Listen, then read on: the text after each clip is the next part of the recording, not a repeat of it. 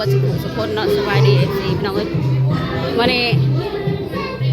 งานนั่นก็งานวันเด็กอ๋อเขาจัดก่อนเต้วันที่หนึ่งอ๋อ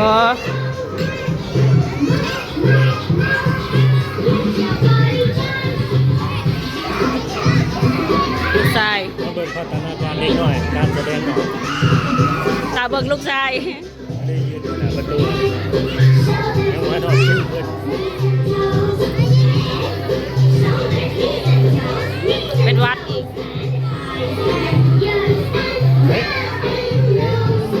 เขาเตรียม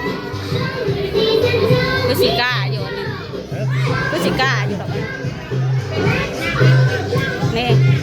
พวกกาแสดงออก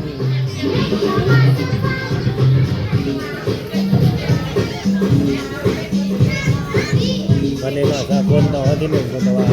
จัดก่อนแล้วเราจัดก่อนวันที่หนึ่งมันจะถึงวันหยุดนะวันนี้เราเจ้าเก้าวันศุกร์30 31ถึงวันอาทิตย์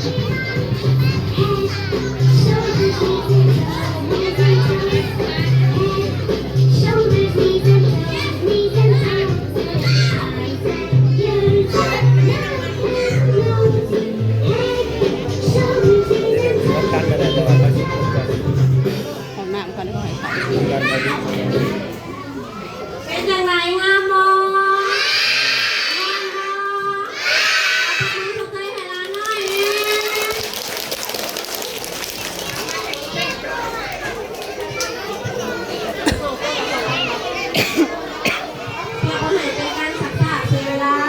ปูน้องลูก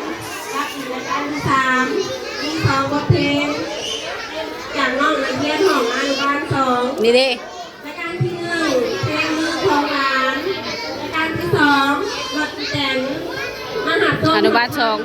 ข้าวลูกด้วยบัตรเขาจะจัดแบบ2ชุดเลยไม่ใช่ปะอันนี้ชุดกระโปรงลายกับเสื้อขาวชุดกระทั่งลูกนะชุดเสื้อเหลืองนั่นแหละชุดอะไรฮะตัวป่วน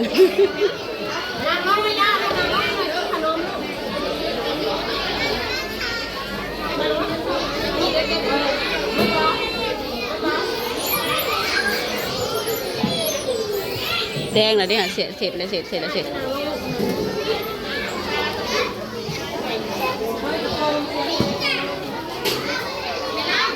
ลูกชายเป็นวัดไปหน่อยอยู่คนเดียวเลยพวกเขามาหมู่เลยให้ไปยืนหันนะคู่วะเลือไปยืนเอง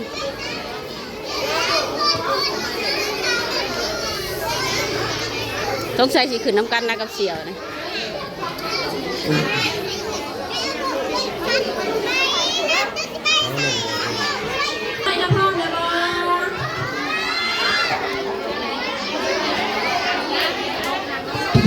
สถานที่มันก็อยากแคบเนี่ยจังน้อยพี่น้องเลยมันอยากแออัดเนี่ยจังน้อยเนาะ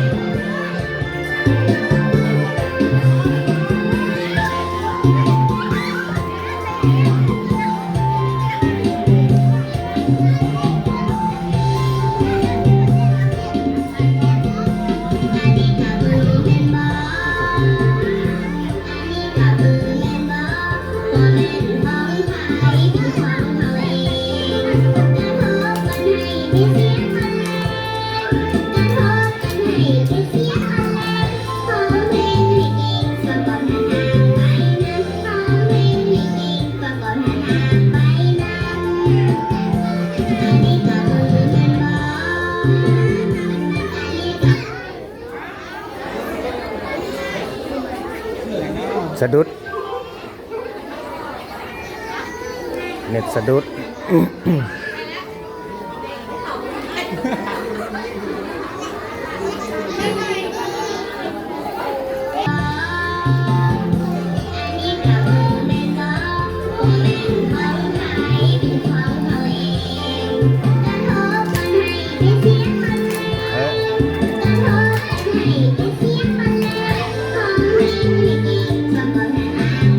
อันนี้นะห้องเดียวครับลูกชายเลยพี่น้องเลย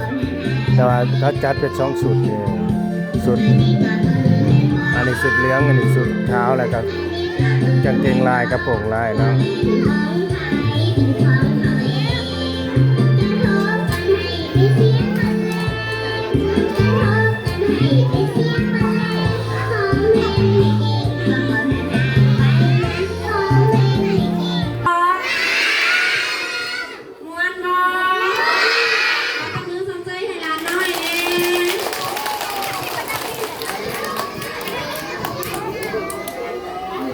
พื่อบ่ให้เป็นการศึกษาเสียเวลาเฮามาพบกับรายการที่2เลยเนาะรายการเต้นออกจากห้อง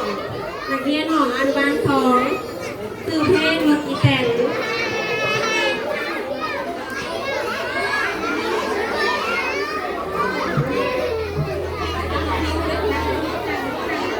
ไปแล้ววันนี้ลูกชายขึ้นแล้วเห็นด้วยที่แล้วหัวโจกเพิ่นครูเต็งกับหมอมาทำลุงนะ เฮ้ย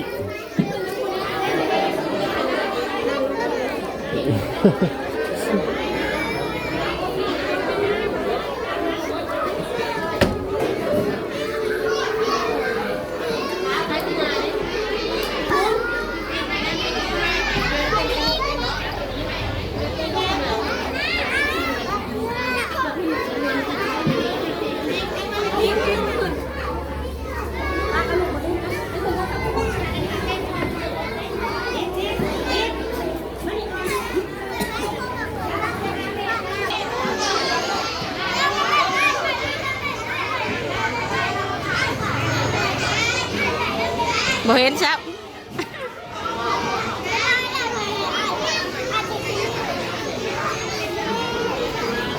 ลุงนี่ต้องได้อยู่ทางหลังตลอดเลยคู่ใหม่เด้ เพิ่นนั่น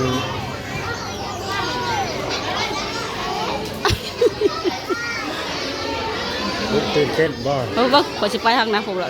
เห็น อันน้อยนะพร้อมเลยบอพร้อมเลยบอ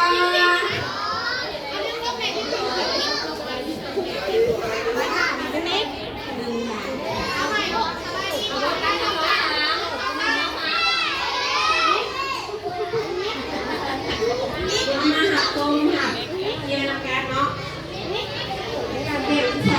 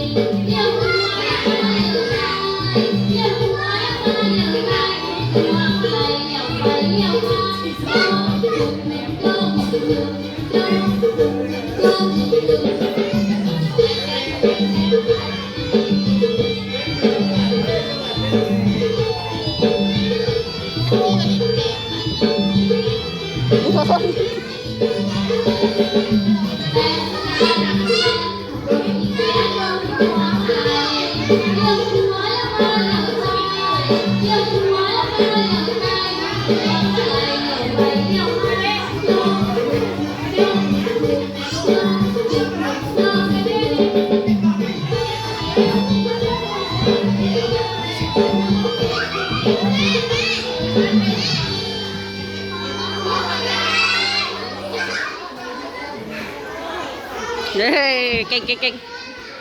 คือจบไวเถอะเนาะ เป็นจังไรนะโม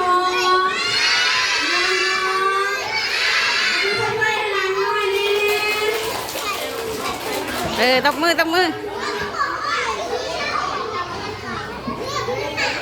เดี๋ยวเลยพี่น้อง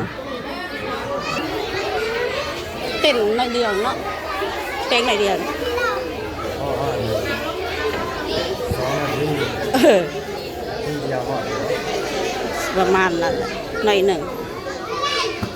โอเคพี่น้องเอาก็สิจบคลิปไว้เถอะเนาะคลิปนี้บ่ยาวเลยถ่ายรีบไปหน่อยเนาะถ่ายไลฟ์บ่ได้จะหน่อยมีแต่เด็กหน่อยเด้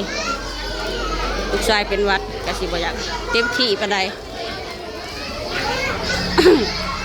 นั่งจี้เศร้าๆหน่อยจักหน่อย สบายดี หายใจ เต็มร้อยร่างกายเต็มร้อยเท่าไหร่ ก็สิแจกขนมอีกได้อยู่เนาะ